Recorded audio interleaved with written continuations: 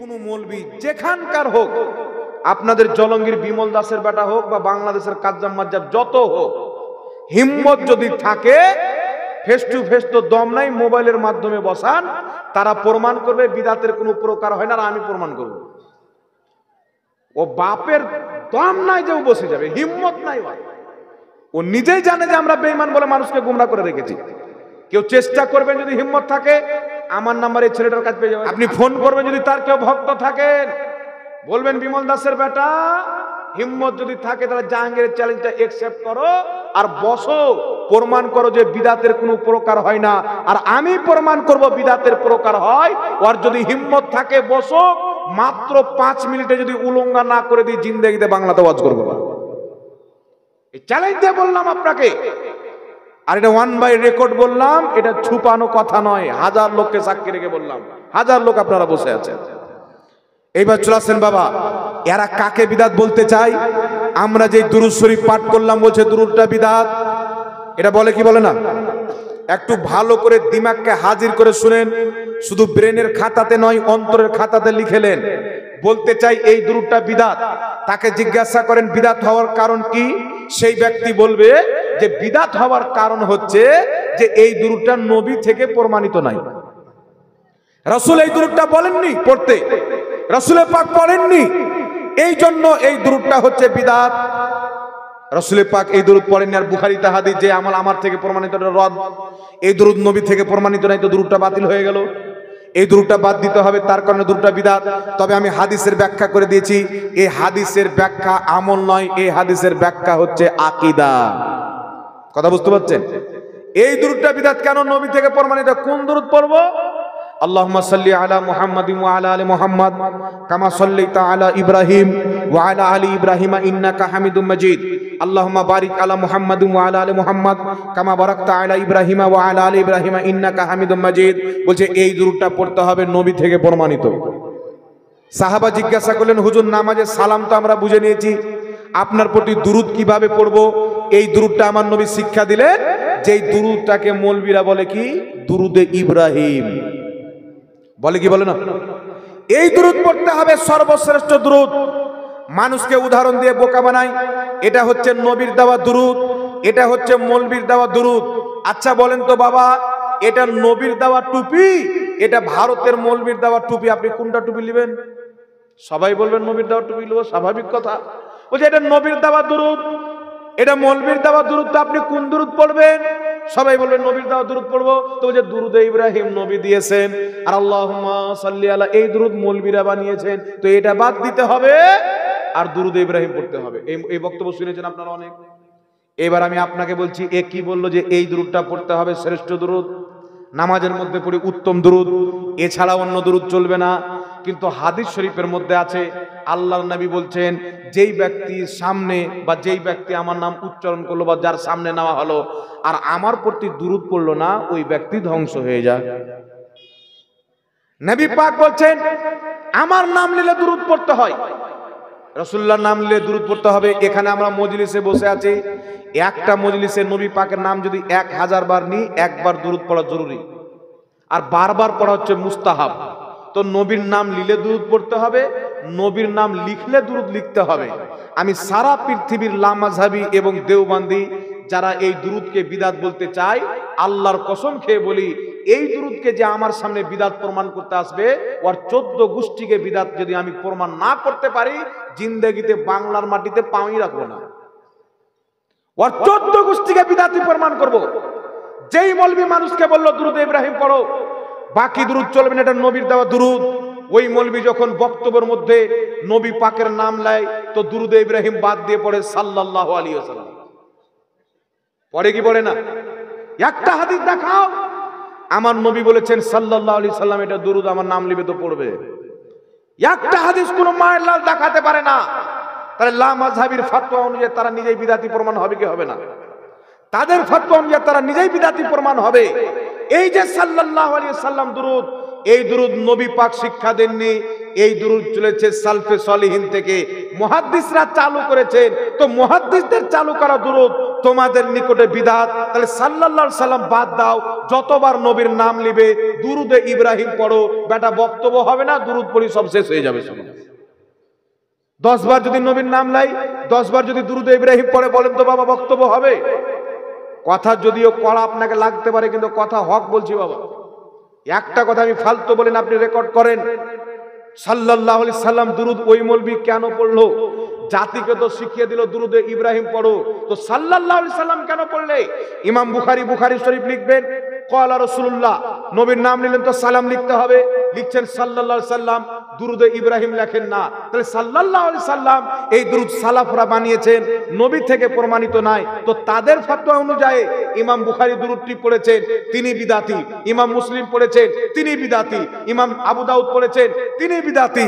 ইমাম ইবনে মাজাহ পড়েছেন, তিনিও বিদআতি। প্রত্যেক মুহাদ্দিস নিজের কিতাবে দুরূদটি লিখেছেন এবং পড়েছেন। তাহলে সমস্ত মুহাদ্দিস বিদআতি হয়ে গেল। তাহলে একটাও হাদিসের কিতাব এদের জন্য পড়া জায়েজ নাই। কথা বুঝলেন? বিদআতির লেখা কিতাব তো পড়া যাবে না, বিদআতি থেকে হাদিস গ্রহণ করা যাবে না। তো ইমাম বুখারী শরীফে বানানো দুরূদ লিখছেন, তাহলে বুখারী শরীফ ওয়াহাবীদের জন্য পড়া যাবে বাবা? কথাটা আমার বুঝতে পারছেন কি পারেন না? পাচ্ছেন? এইরকম হাজারো দুরূদ তাদের কিতাবের মধ্যে লেখা আছে। আর একটা দুরূদ শুনেন, ওই মৌলবি যখন বক্তব্য দিতে উঠবে তখন বলবে কি, নাহমাদুহু নুসাল্লি আলা রাসূলিহিল কারীম, বলে কি বলে না? জুমার খুতবাতে বলে, দুরূদ পড়তে উঠে তখন বলে কি, নুসাল্লি আলা রাসূলিহিল কারীম, আল্লাহর হাবিব রাসূল করিম সাল্লাল্লাহু আলাইহি সাল্লামের প্রতি দুরূদ অবতীর্ণ হবে। নুসাল্লি আলা রাসূলিহিল কারীম, এটাও একটা দুরূদ। এটা কোনো হাদিসের দুরূদ নয়, একটা কোনো হাদিসের কিতাবে নাই। এই দুরূদ আসলো কোথায় থেকে? মৌলবীরা বানিয়েছেন। তাহলে এই দুরূদ পড়ে তারা জাহান্নামী হয় না? মানে নিজের বেলা সব যায়, অন্যর বেলা হারাম। শরীয়ত তোমার জন্য যেমন আমার জন্য তেমন। আমার বেটা যদি রোজার মাসে কোনো জিনিস ভুলে খেয়ে নেয়, তার রোজা ভঙ্গ হবে না। আপনার ছেলে যদি খেয়ে নেয়, আপনারও ভঙ্গ হবে না। আর ওয়াহাবি বলতে চাই, তোমাদের ছেলে যদি খায় তো রোজা ভেঙে যাবে, আমাদের ছেলে খাইলে ভাঙবে না। মানে শরীয়তটা বড় আব্বা, ও বানিয়ে দুরূদ পড়তে যায়, আপনি পড়েন না জায়েজ। বাবা দুরূদ আল্লাহ পড়তে বলেছেন, সমস্ত উম্মত, সমস্ত মুহাদ্দিসিনের ঐক্যমত, দুরূদ যদি নবী থেকে প্রমাণিত থাকে সেটাও পড়া ফজিলত, নবী থেকে যদি প্রমাণিত না থাকে, কোনো মানুষের বানানো থাকে, সেটা পড়াও ফজিলত। জোরে বলুন সুবহানাল্লাহ। যেমন আমি আপনাকে একটা পড়ে শোনাচ্ছি, মক্কার সরদার তোমাকে সালাম, মদিনার তাজদার তোমাকে সালাম, উম্মতের গামখার তোমাকে সালাম, শাফাআতের কান্ডার তোমাকে সালাম। এটা একটা সালাম। এটা বলা যায় না, না যায়? এখন যদি আপনাকে বলে নবী বলেছেন পড়তে দেখান, আপনার আব্বাও দেখাতে পারবেন না। কেউ দেখাতে পারবে বাবা? কেউ দেখাতে পারবে না। তাহলে জায়েজ কেমন করে হলো? আরে ভাই, নবীর তো গুণগান, কে দুরূদ লিখেছে এটা দেখার নয়, কার শানে লিখেছে এটা দেখতে হবে। নবীর শানে কোনো ভালো জিনিস যদি একটা রাস্তার চামার লেখে, সেটাও পড়া যায়। আর নিজের বাপের শানে যদি লেখে, সেটা পড়বো না আমরা। নবীর শানে লিখেছেন না।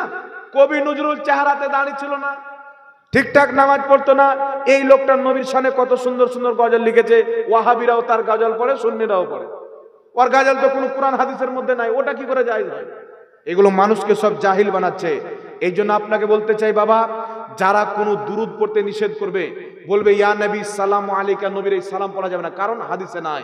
আল্লাহুম্মা সাল্লি আলা সাইয়্যিদিনা মুহাম্মদ, এই দুরূদ পড়া যাবে না, কারণ হাদিসে নাই, নবীর থেকে প্রমাণিত নাই। তাহলে ওই ব্যক্তির নজর থেকে বুখারী শরীফও বিদআত হয়ে যাবে, ওর কায়দা অনুযায়ী মুসলিম শরীফও বিদআত হয়ে যাবে।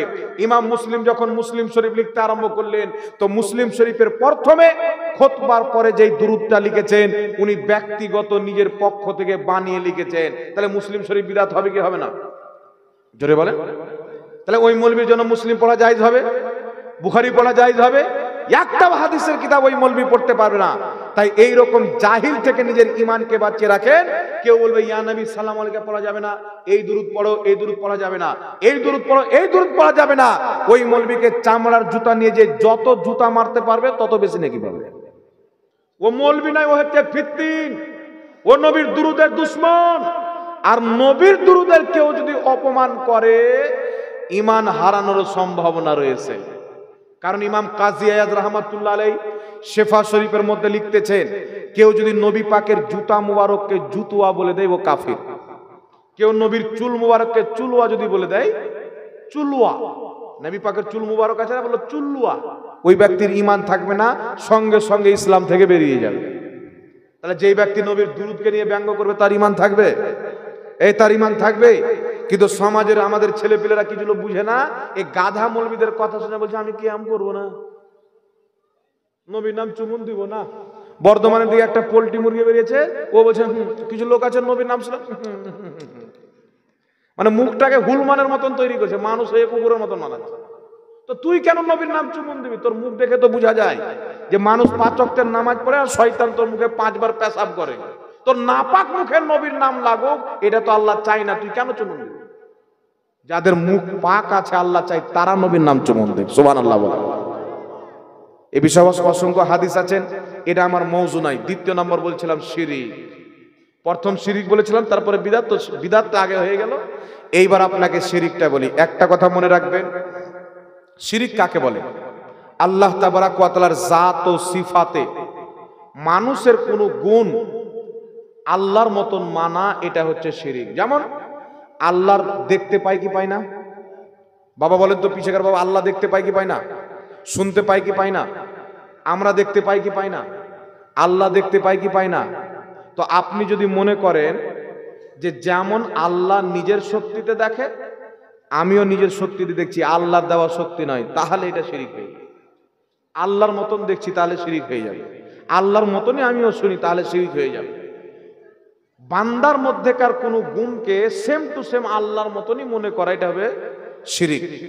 মানে কোনো বস্তুকে, কোনো মাখলুককে, কোনো সৃষ্টিকে আল্লাহর সমতুল্য করে দেওয়া, এটা হচ্ছে শিরিক। কথা বুঝতে পারছেন? আর আল্লাহর নবী সাল্লাল্লাহু আলাইহি সাল্লাম বলেন, জামিউল আহাদিসের মধ্যে হাদিস, নবী পাক সাল্লাল্লাহু আলাইহি সাল্লাম বলছেন, কোন ব্যক্তি গুনাহে কবিরা করার কারণে কাফির হয় না, ইসলাম থেকে বেরিয়ে যায় না।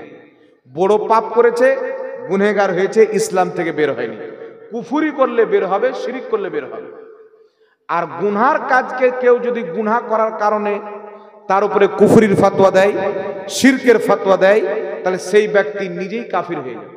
বুখারীর মধ্যে হাদিস, মিশকাত শরীফের মধ্যে হাদিস, আল্লাহর নবী সাল্লাল্লাহু আলাইহি ওয়াসাল্লাম বলছেন, যদি কোনো ব্যক্তি কাউকে কাফিরের ফতোয়া দেয়, কাফির বলে, শিরিক বলে, মুশরিক বলে, আর সেই ব্যক্তি যদি কাফির না থাকে, শিরিক না করে থাকে, কুফরি না করে থাকে, তাহলে ফতোয়া ওর উপরে পড়বে না। যে ব্যক্তি ফতোয়া দিবে তার উপরে পড়বে, সে নিজে কাফির হবে, নিজে মুশরিক হবে।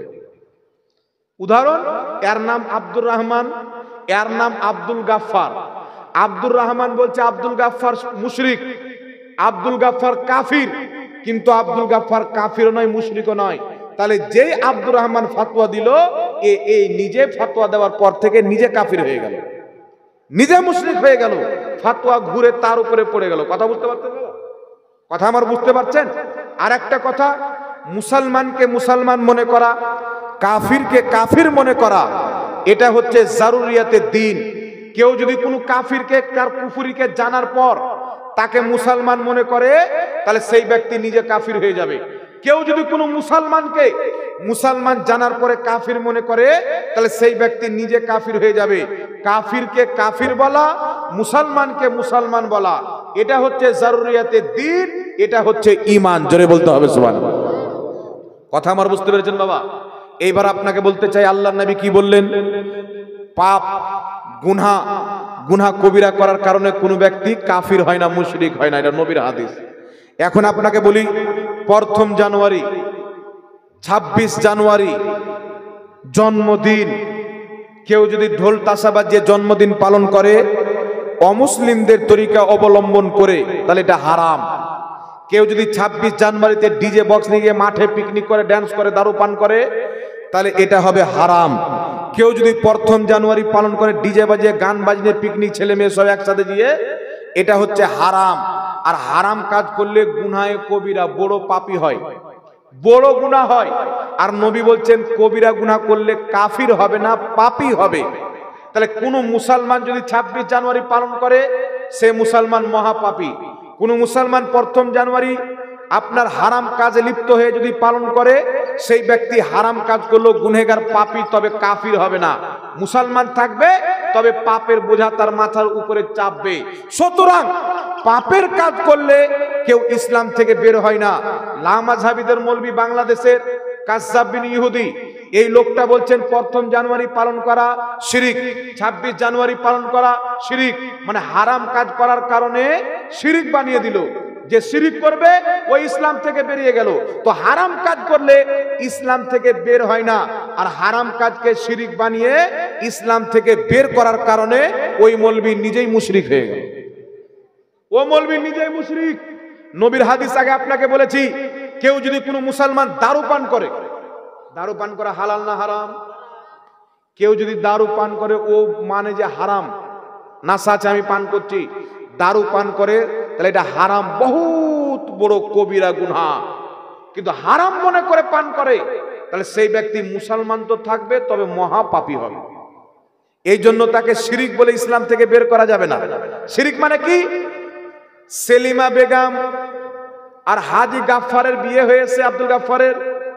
সেলিম শিরিক করলো, ইসলাম থেকে বেরিয়ে গেল, বিয়েটাও ভঙ্গ হয়ে গেল। কথা বুঝতে পারছেন? তো এর লামাযহাবী মৌলবি যে ফতোয়া দিল, তার ফতোয়া অনুযায়ী কেউ যদি 1 জানুয়ারি পালন করে, ইসলাম থেকে বেরিয়ে গেল, তার বিয়ে তালাক, বউ তালাক।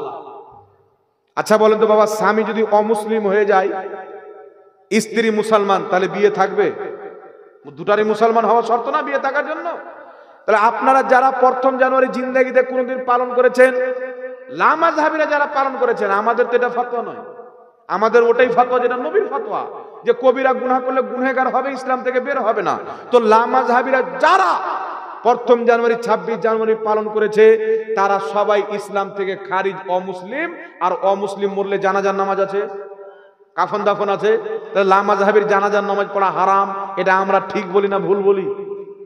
ওদের ফতোয়া অনুযায়ী তো ঠিক বলি, তো আমাদের ফতোয়া তো ঠিক আছে। কথা বুঝতে পেরেছেন? এই জন্য কোন লামাযহাবী যদি মারা যায়, তার নামাজে জানাজা পড়াও হারাম, তাকে মাটি দেওয়া পর্যন্ত হারাম, তাদের ফতোয়া অনুযায়ী। আর একটা ফতোয়া শুনেন, তাদের ফতোয়া হচ্ছে, স্বামী যদি নামাজ না পড়ে, স্ত্রী নামাজ পড়ে, তাহলে বিয়ে তালাক। স্ত্রী যদি নামাজ পড়ে, স্বামী না পড়ে, তো বউ তালাক, বিয়ে ভঙ্গ হয়ে যাবে। শুনেছেন আপনারা? আমার যুবক ভাইরা শুনে থাকবেন, বুড়ারা তো মোবাইলের সাথে জড়িত থাকে না, অবশ্যই আপনারা শুনেছেন। তাহলে আপনারা বলেন তো, জলঙ্গির বিমল দাসের বেটা, এর বাপ বিমল দাস নামাজ পড়ে? এই নামাজ পড়ে? এর বাপ নামাজ পড়েন, তো ওর মা তালাক হয়েছে কি হয়নি? ওদের ফতোয়া যা হয়েছে, এটা ফতোয়া আমি দিচ্ছি না, ওদের ফতোয়া। ওর মা তালাক হয়ে গেছে, তাহলে ওর মা তালাক হওয়ার পরে যদি এই রাহুল জন্ম নিয়ে থাকে, তাহলে কি জাদা হয়েছে আপনারা বলেন? এটা ফতোয়া কি আমি দিলাম? এই ফতোয়া তো তাদের ফতোয়া। তোমাদের ফতোয়া অনুযায়ী একটা জারু সন্তানকে নিয়ে তোমরা মাতলামি করছো, ইমামে আজমকে মানা যাবে না, বিমল দাসের বেটাকে মানতে হবে, যার জন্মই ঠিক নাই।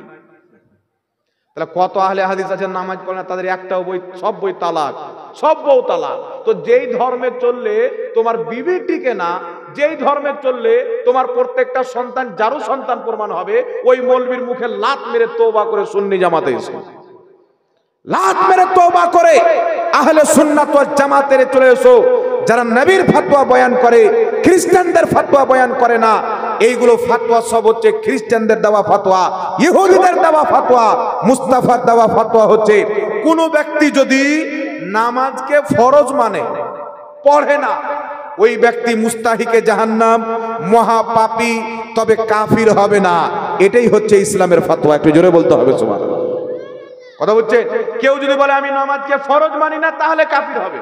ফরজ মানে জানে যে আমাকে নামাজ পড়তে হবে, মানার পরেও নামাজ পড়ে না, তাহলে সেই ব্যক্তি গুনাহগার হবে, মুস্তাহিকে জাহান্নাম হবে, নামাজ ছাড়ার কারণে জাহান্নামেও যেতে পারে, কিন্তু সেই ব্যক্তি কাফির হবে। বুঝতে পেরেছেন কথা আমার বাবা? এই জন্য ঝোলমোল ফতোয়া থেকে বাঁচবেন। শিরকের ফতোয়া, শিরকের ফতোয়া দিয়ে মানুষের ঈমানকে ধ্বংস করতে চায়। আর একটা কথা আপনাকে বলি, আর একটা লাস্ট মশলা আপনাকে বলে দিই, আল্লাহ ওয়ালাদের কবর, যাকে আমরা মাজার বলি, মাজার মানে হচ্ছে জিয়ারতের জায়গা। কবর তো জিয়ারত করা হয়, কথা বুঝছেন? জিয়ারতের জায়গাকে মাজার বলা হয়। আমরা নবীগণ এবং অলিগণের কবরকে রওজা পর্যন্ত বলি। রওজা বলি কি বলি না? লামাযহাবীদের কিছু মাতাল মৌলবি বলে রওজা বলা বিদআত। কেন? যে কোরআন হাদিসে রওজা বলা হয়নি। এখন কোরআনকে জিজ্ঞাসা করেন, আল্লাহ বলছেন ওয়াল্লাযীনা আমানু ওয়া আমিলুস সালিহাতি ফি রাউদাতিল জান্নাহ, যারা ঈমান এনে ভালো কর্ম করেছে ফি রাউদাতিল জান্নাহ, তারা জান্নাতের রওজাতে থাকবে, যার বাংলা হলো জান্নাতের বাগান। তাহলে আপনারা বলেন তো, আমাদের নবী ঈমান এনেছেন না আনেনি? ভালো আমল করেছেন কি করেননি? তো আল্লাহ তো বলছে তার কবরটা জান্নাতের বাগান, রওজা হয়ে যাবে। তাহলে আমাদের নবী ভালো ঈমানও এনেছেন, উনি তো নিজেই ঈমান ভালো আমলও করেছেন। আমাদের উপরে 5 ওয়াক্তের নামাজ ফরজ, তিনার উপরে 6 ওয়াক্তের নামাজ ফরজ ছিল। তাহলে আমার নবীর কবরটা রওজা হয়েছে কি হয়নি?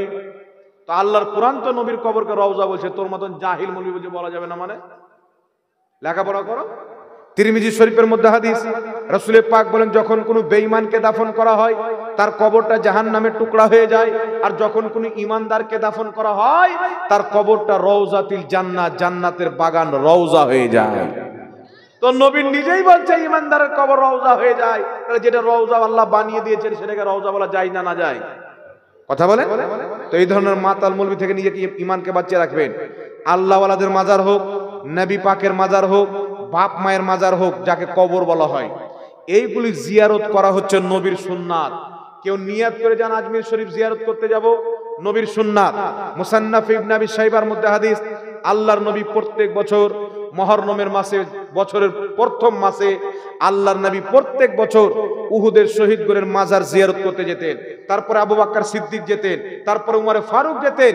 সুতরাং নিয়ত করে আল্লাহওয়ালাদের মাজার জিয়ারত করতে যাওয়া, এটা হচ্ছে নবীর সুন্নাত। লা মাযহাবের একটা হাদিস পেশ করে আল্লাহর নবী বলেছেন, 3টি জায়গা ব্যতীত অন্য কোথাও সফর করে যাওয়া হচ্ছে হারাম।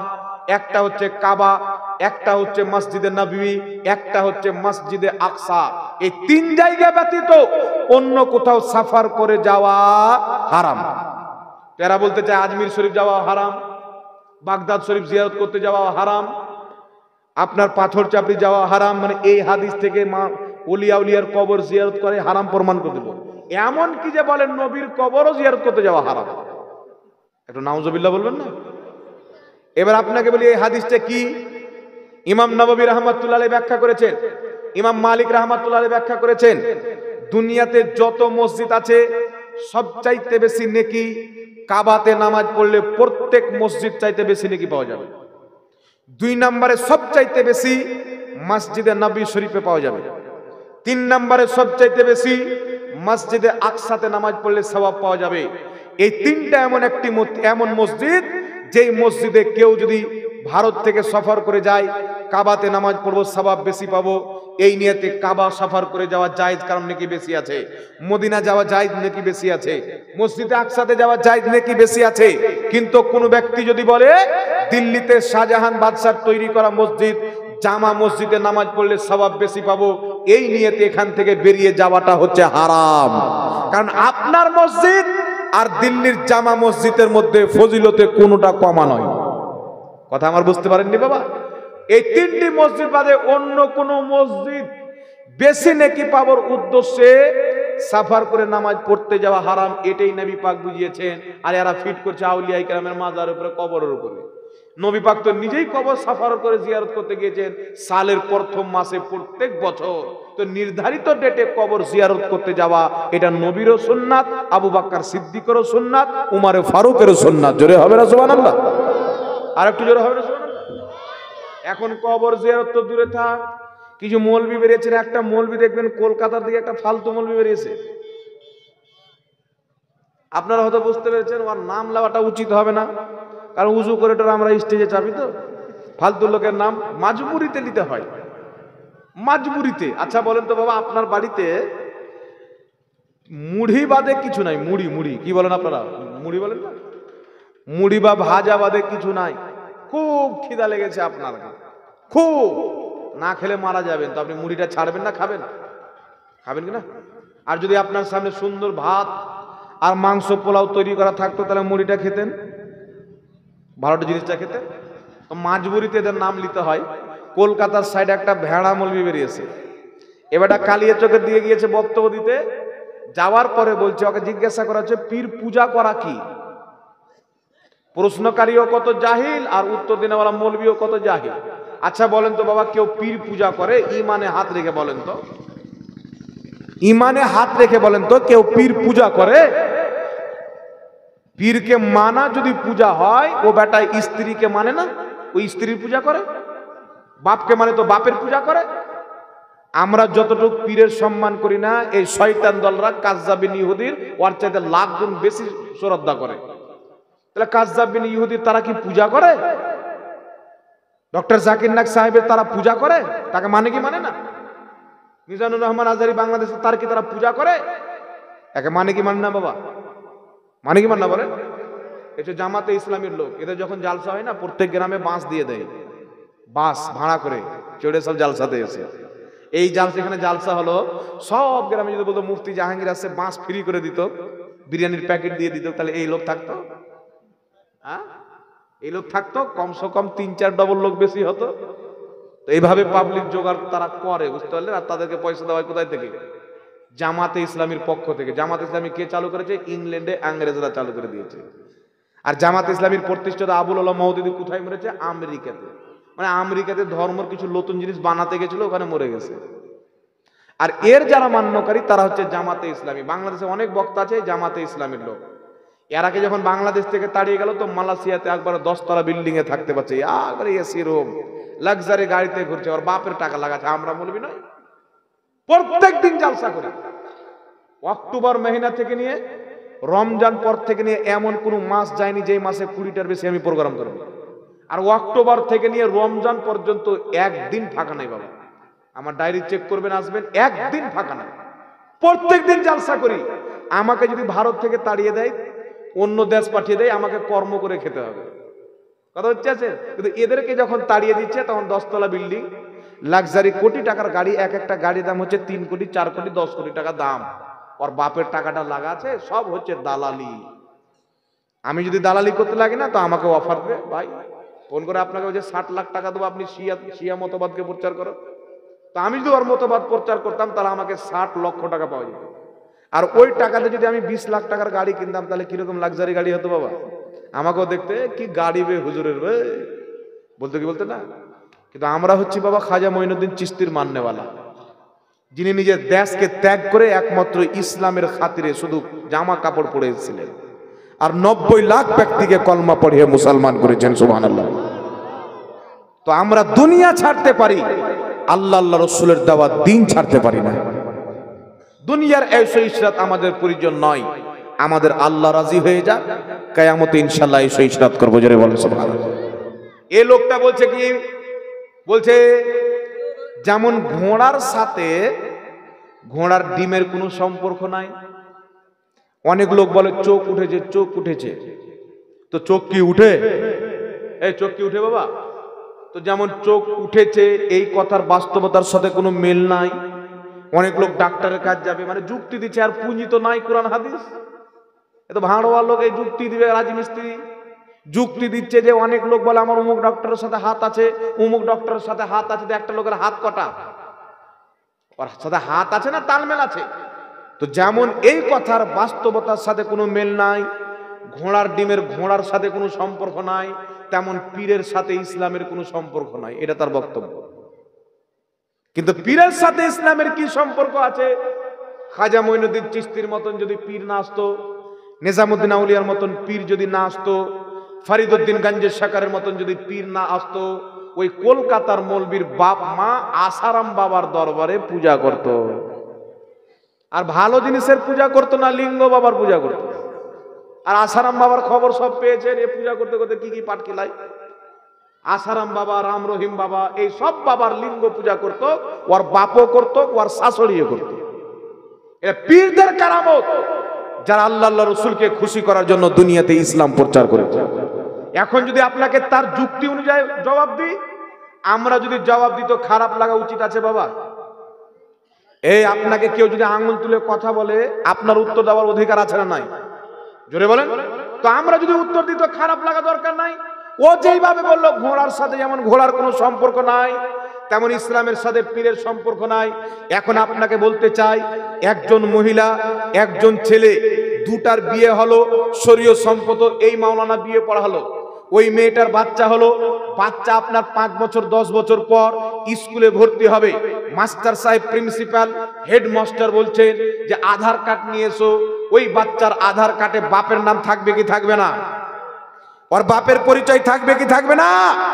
আর যদি কোনো মহিলা বিবাহ না করে একাধিক পুরুষের সাথে যেখানে ইচ্ছা সেখানে সম্পর্ক করে রাত্রি কাটিয়ে যদি বাচ্চা জন্ম নেয়, ওই বাচ্চাকে যদি স্কুলে ভর্তি করে তার আধার কার্ডে কি বাপের নাম থাকবে? থাকবে। তো ওরা হচ্ছে জারওয়া মুসলমান, যারা পীর মানে না, হালাল জাদা মুসলমান। পীর যারা তারাই মানবে যাদের ইসলাম ঠিক আছে, পীর তারা মানবে না যাদের ইসলাম বেঠিক, আরওয়া জারওয়া ইসলাম। বুঝতে পারছেন? আল্লাহ পাক বুঝার তৌফিক দান করুক, সকলে পড়ুন আল্লাহুম্মা আমিন। এই জন্য বাবা মাত্র দুটা হাদিস আপনাকে শুনিয়ে দিই। একটা বুখারী শরীফ, ক্বালা রাসূলুল্লাহ সাল্লাল্লাহু আলাইহি সাল্লাম ইন্নাল্লাহা তাআলা ক্বাল মান আদালি ওয়ালিয়ান ফাকাদ আযানতুহু বিল হারব। আল্লাহর নবী সাল্লাল্লাহু আলাইহি সাল্লাম বলছেন, নিশ্চয়ই আল্লাহ পাক বলেছেন, যেই ব্যক্তি আমার ওলির সাথে দুশমনি করলো আমি আল্লাহ তার সাথে যুদ্ধ ঘোষণা করলাম। বুখারী শরীফের সহিহ হাদিস। এটা আমার নবীর কথা, কোনো মৌলবীর নয়। আর হক্কানি ওলিদের কি, হক্কানি আল্লাহর নেক বান্দাদের কি আমরা পীর বলি, পারসি ভাষা। কথা বুঝতে পারছেন কি পারেন না? আর একটি কিতাবটির নাম হলো আল মাজরুহিন, লেখকের নাম ইমাম ইবনে হিব্বান। কিতাবটির নাম হলো লা আলিল মাসনুয়া, লেখকের নাম হচ্ছে ইমাম জালালউদ্দিন সিউতি। কিতাবটির নাম হলো তারিখুল ইসলাম, লেখকের নাম হচ্ছে ইমাম জাহাবি। সহিহ সনদে হাদিস, আব্দুল্লাহ ইবনে উমর মারফু সূত্রে বর্ণনা করছেন, তিনি বলছেন, একজন পীর তার মুরিদের কাছে এমন যেমন নবী তার উম্মতের কাছে। সুবহানাল্লাহ। সাহাবা যেমন নবী পাকের খিদমত করে নবীর কাছ থেকে জ্ঞান অর্জন করেছেন, সম্মান করেছেন, তেমন আপনি আপনার মুর্শিদের সম্মান করবেন। এটাই হাদিস আব্দুল্লাহ ইবনে উমর বুঝিয়েছেন। এটা হাদিসের কথা বলে। আর এ গাধা বলছে পীর মানা যাবে না। এ তুই পীর মানবি কেনে? আমরা যে ইসলাম পেয়েছি ওলিদের মাধ্যমে পেয়েছি, তো আমরা তো ওলি মানবো। আর তোমরা যে ইসলাম পেয়েছো ইহুদি খ্রিস্টানের মাধ্যমে পেয়েছো, তো তোমার ওলি তো আমেরিকার ইসরায়েল, তুমি আল্লাহর ওলি কেন মানবে? না কি বলেন বাবা? যাই হোক বাবা, আল্লাহ এই জাতিকে হেদায়েত দান করুক, সকলে বলুন আল্লাহুম্মা আমিন। কয়েকটি প্রশ্ন এসেছে, উত্তর দিয়ে দেবো বাবা না ছেড়ে দেবো? হুজুর কিছু প্রশ্নের উত্তর দিবেন। হুজুর দরগা মানে কি? দেখেন, দরগা বলা হয় আল্লাহওয়ালাদের যেখানে মাজার থাকে সেখানকে দরগা বলা হয়। আর কোন জায়গাতে হয়তো আল্লাহওয়ালারা বসে ইবাদত করেছেন, জিক্র আজকার করেছেন, কেউ স্মৃতি হিসাবে ওই জায়গাটাকে রেখে দিয়েছেন, ওখানে গিয়ে হয়তো ইবাদত করে, এতে কোনো সমস্যা নাই। এখানে যেমন আছে নাকি? হ্যাঁ, এটা দরগা হবে না, এটা একটা এখানে আল্লাহওয়ালা বসতো, এই জন্য ওই জায়গাটাকে আপনার একটা বানিয়ে দেওয়া হয়েছে, চিহ্নত রেখে দেওয়া হয়েছে। এখানে মাজারও নাই, এখানেও মাজারও নাই। আর একটা কথা মনে রাখবেন, আমি যেটা দেখতে পেলাম এখানে এসে ধূপ কাঠি এত ব্যাপকভাবে জ্বলছে, ঢুকলাম তো আমার মন কেমন করতে লাগলো। কি দরকার বাবা ধূপ জ্বালানোর? কি দরকার? এখানে যদি কেউ এসে আরাম করতে চায়, এটা একটা মুসাফির খানা বানাতে পারবেন আপনি। এটা লক্ষ্য করে নয় যে এখানে আল্লাহওয়ালা ইবাদত করেছেন তো জায়গাটা এত মুকাদ্দাস, যেখানে ধূপ কাঠি জ্বালালি জান্নাতি হয়ে যাবে বা নেকি পাওয়া যাবে, এগুলো ফালতু ধারণা। এখানে আল্লাহওয়ালা জিকির আজকার করেছেন, এই জায়গাকে আপনি বানিয়ে দিয়েছেন, ওখানে মসজিদ বানিয়ে দেন, ওই জায়গাতে শিক্ষা প্রতিষ্ঠান বানিয়ে দেন, একটা আলিম রেখে দেন, একটা ছেলেকে যদি কোরআন তেলাওয়াত করায় তো জায়গাটা আপনার কাজে লাগবে। কথা বুঝতে? আর এমনি অনেক জায়গায় দেখতে পাওয়া যায় যে ঘিরে রেখে দিয়েছে, সকালে ঢুকে ধূপকাঠি, বিকালে দেখে ধূপকাঠি। এগুলো ইসলাম সম্মত নয়, এগুলো বর্জন করতে হবে। কথা বুঝতে পেরেছেন? কড়া ফতোয়া কেন দেবো? যে ফতোয়া আছে ওইটা ফতোয়া দেবো। ফতোয়া আবার কড়া হয় নাকি? পাগলের মতো কথা হচ্ছে। যেটা শরীয়তের ফতোয়া ওটা ফতোয়া দেবো, কড়া ফতোয়া লরম ফতোয়া এগুলো বলতে হয় না। শরীয়তের ফতোয়াকে নিয়ে মাজাক করতে হয় না। ফতোয়া মানে কি? এটাই আল্লাহ রসুলের কথা। ফাতোয়া মানে মৌলবি যেটা বলে এটা মৌলবির বাপের কথা নয়, এটাই আল্লাহ রসুলের কথা। মৌলবি যদি ভুল বলে তাহলে আল্লাহ রসুলের নামে মিথ্যাচার করলো, তার ঠিকানা জাহান্নাম হবে। এই জন্য বাবা এখানে আল্লাহওয়ালা জিকির আজকার করতেন, ইবাদত করতেন, খুব ভালো কথা, আলহামদুলিল্লাহ। আপনারা অলিয়া উলিয়াকে মানেন। একটা এখানে দেখলাম ঘর বানিয়েছেন, দুটো না একটা ঘর আছে, তো এই ঘরটা আপনারা কি কাজে লাগাতে পারেন? এখানে একটা মৌলবি রাখবেন, ইমাম সাহেব আছেন আশপাশে, একজন ইমামকে রাখবেন, সে এখানে পড়াবে, এসে এলাকার ছেলে পেলে এসে পড়াবে। মাদ্রাসা আছে পাশে, মক্তব আছে, তাহলে এই জায়গাকে আপনি মুসাফির খানা বানিয়ে দেন। এমনি বিল্ডিং বানিয়ে রেখেছেন, খালি ধূপ কাটি দিচ্ছেন, এটা ফালতু, ইসলামের তরিকা নয় এটা। এখানে যেন কোনো দিনের কাজ হয়, ইসলামের যেন উপকার আছে, নচেত 10টা বই কিনে রেখে লাইব্রেরি বানিয়ে দেন। কথা আমার বুঝতে পারছেন? এই ভাই লক্ষ্য করে শুনেন, না হলে এখানে কিছু বই কিনে, ওলমায়ে আহলে সুন্নাত ওয়াল জামাতের কিতাব কিনে, কানজুল ইমান কোরআন পাকের অনুবাদ তাফসীর কিনে, আরো বিভিন্ন রকমের কিতাব আহলে সুন্নাত ওয়াল জামাতের এই কিতাবগুলো কিনে এখানে লিখে দেন। আর ওই আল্লাহর ওলির নাম কি ছিল? শাহ মখদুম শাহ রহমাতুল্লাহ আলাইহি, উনার নামে একটা লাইব্রেরি করে দেন, শাহ মখদুম শাহ লাইব্রেরি। যত কেউ কিতাব মোতালা করবে তার সওয়াব ওই আল্লাহওয়ালার কবরে যাবে। একটি জোরে হবে না সুবহানাল্লাহ? এই জন্য এখানে কিছু কিতাব রাখবেন। মাদ্রাসা যেহেতু আছে, মানুষজন আসবে, বসবে, পড়াশোনা করবে, আশপাশে যারা আছে তারা নামাজও পড়ে নিতে পারে, কোনো অসুবিধা নাই। তাহলে জিনিসটা কাজে লেগে যাবে, ইসলামের কাজে। কথা বুঝতে পেরেছেন? আর যেইভাবে ধূপকাঠি আমি দেখতে পেলাম, ফালতু এই ধূপকাঠি জ্বালায় না, কোনো ধূপকাঠি কাটিয়ে কোনো নেকি নেই। কবরে মানুষ মাটি দিতে যায়, নতুন কবর, ওই কবরের পাশে আবার ধূপ জ্বালায়, এতে কোনো লাভ নাই, বরং একটা কুকর্ম পর্যন্ত বলা যেতে পারে, কোনো লাভ নাই। হ্যাঁ, কোনো এমন আল্লাহর ওলির মাজার যেখানে ব্যাপকভাবে মানুষ জিয়ারত করতে যায়, আর মানুষের দেহের ঘামের একটা বাদবু বের হয়, একটা খারাপ সেন্ট বের হয়, ওটাকে দূর করার জন্য সেন্টওয়ালা আগরবাতি আল্লাহর ওলিদের মাজারে জ্বালানো জায়েজ আছে, যেন মানুষ একেবারে গন্ধটা না পায়, খুশবু হয়ে থাকে। কথা বুঝতে পারছেন? বা মশা ভাগা আগরবাতি, মানুষ এখানে বসবাস করছে, আসছে, জিয়ারত করছে, কোরআন তেলাওয়াত করছে, জিকির আজকার করতে যাচ্ছে, এখানে মানুষকে মশা কামড়ে, তো মশা ভাঙার জন্য যেই পাওয়া যায়, কি বলে ওগুলো, মর্টিন না কি পাওয়া যায়, এইগুলো জ্বালানো জায়েজ আছে। আর আপনি নেকির কাজ ভেবে অনেক আগরবাতি জ্বালাচ্ছেন, ধূপকাঠি জ্বালাচ্ছেন, এটা ইসলাম মুসলমানদের তরিকা নয়। আল্লাহওয়ালাকে মহব্বত করেন, আলহামদুলিল্লাহ, যারা ওলিয়া উলিয়াকে মানেন না তো মুনাফিক, মুসলমান কি করে হবে? এই জন্য উনি এখানে ইবাদত করতেন, আলহামদুলিল্লাহ, এটাকে একটা কাজে লাগান, যেন উনারও রূহ শান্তি পায় আর আপনারাও নেকি পান। জোরে বলেন সুবহানাল্লাহ। এটা কি আছে?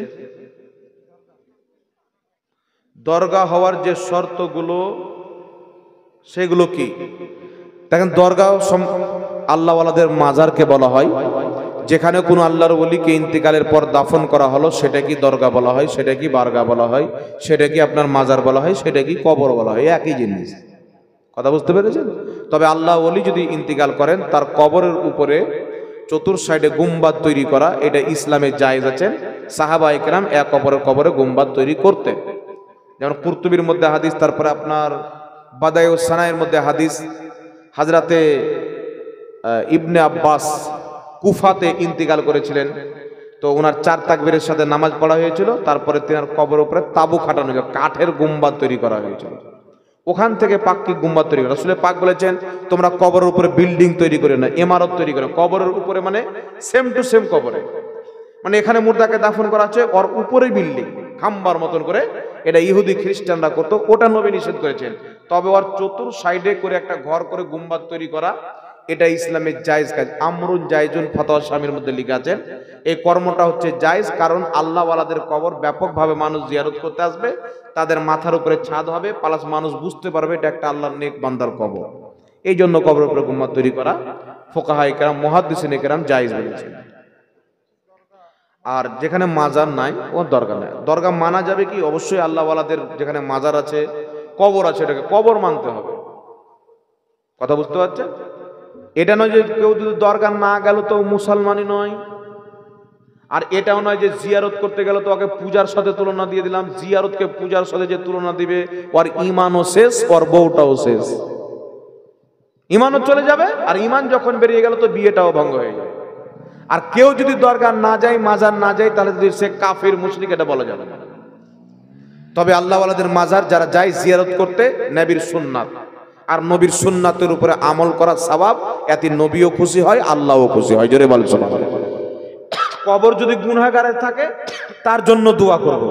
কবর যদি আল্লাহর কামিল ওলি বান্দার থাকে, তার ওসিলাতে আল্লাহর কাছে দোয়া করব। সুবহানাল্লাহ বলতে হবে।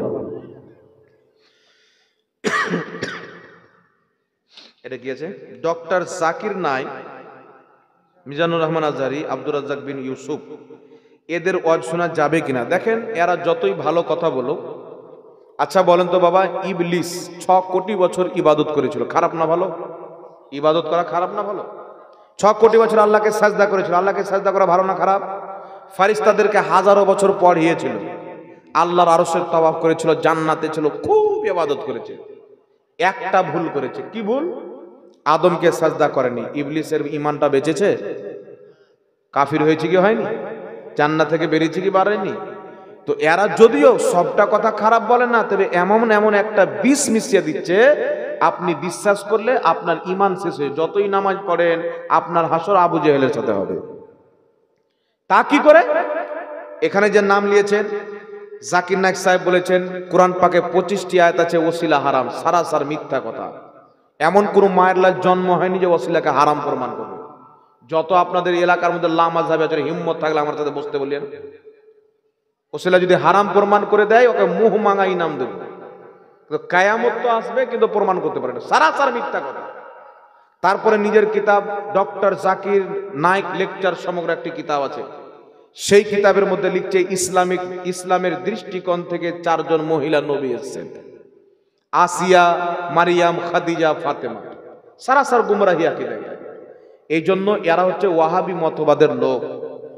এরা মানুষকে ফিটিং করে কলমা পড়ায়, প্রশ্ন 15 দিন আগে দিয়ে দেয়, স্টেজে ওয়ার নাম্বার, হাদিস নাম্বার, সাফা নাম্বার, পৃষ্ঠা নাম্বার, আয়াত নাম্বার সব দেখে চলে যায়, পাঠান করে উত্তর দিয়ে দেয়। পাবলিক মনে করে আমরা সব কিছু বলে দিচ্ছে, বলছে আমাকে মুসলমান করে নাও।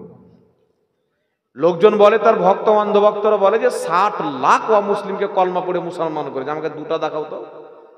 60 লাখ। কত লাখ?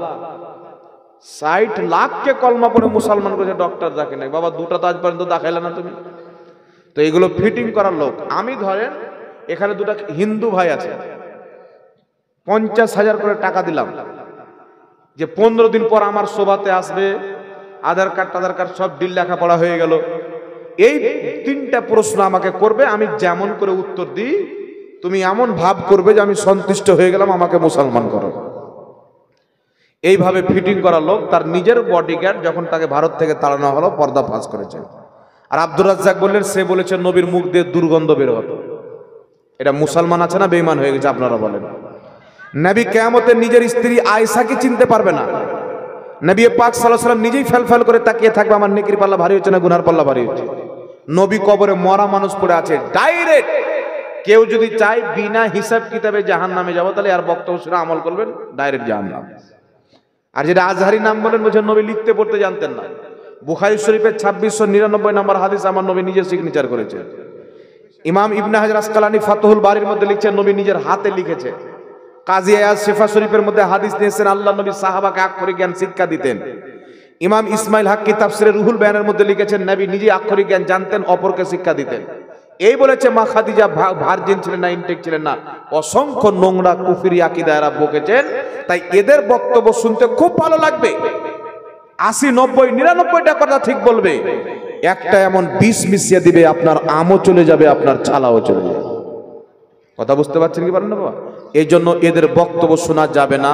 আহলে সুন্নাত ওয়াল জামাত মতদর্শের যারা আলিম ওলমান জান্নাতি দল, তাদের বক্তব্য শুনবেন। তাদের মধ্যে যদি কোনো খোট কোনো ত্রুটি থাকে, কিন্তু গুস্তাখে রাসূল থাকবে না, নবীর বিয়াদবি তাদের বক্তব্যের মধ্যে পাবেন না। আর আছে নাকি? যাক, বলা হলো কোরআনুল কারীম থেকে আয়াতে কারিমা পাঠ করেছিলাম, ইন্নাদ দীনা ইনদাল্লাহিল ইসলাম। আল্লাহ পাকের নিকটে একমাত্র মনোনীত ধর্ম হচ্ছে ইসলাম।